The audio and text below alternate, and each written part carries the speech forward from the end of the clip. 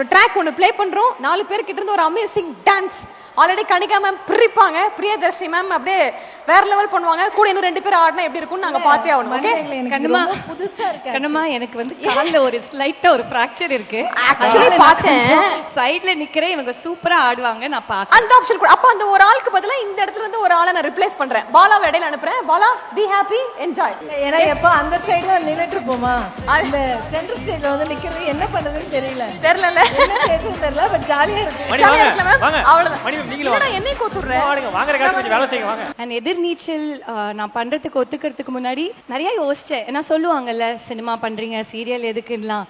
But எந்த ஒரு விஷயம் பண்றதுக்கு முன்னாடி ஒரு 10 பேர் நம்மள எப்பவுமே வந்து மட்டம் தட்டுவாங்க, ஏன் வேணான்னு. பட் அந்த 10 பேருக்கும் நான் இன்னைக்கு சொல்றேன், எதிர்நீச்சல் ஜெயிச்சிருச்சு பாத்தீங்களா. அண்ட் ஈஸ்வரியா நான் எடுத்து பண்ற ரோல் எல்லாருமே ரொம்ப அக்செப்ட் பண்ணியிருக்காங்க.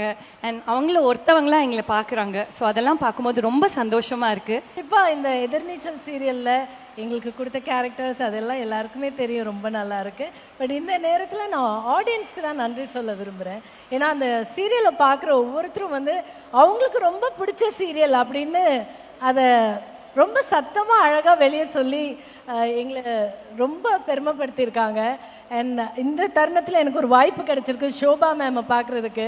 அவங்க வந்து ஒரு வார்த்தை சொன்னாங்க அவங்களோட இன்டர்வியூவில், நான் எதிர்நீச்சல் பார்ப்பேன் அப்படின்னு. That went viral. Thank you Shobha ma'am. ஏன்னா எங்களால் உங்களுக்கு கால் பண்ணி உங்களை டிஸ்டர்ப் பண்ண முடியல. பட் இந்த ஸ்டேஜை யூஸ் பண்ணி நாங்கள் தேங்க் பண்ணிக்கிறோம். Absolute happiness. Thank you so much. தேங்க்யூக்கா. எல்லாருக்கும் வணக்கம்.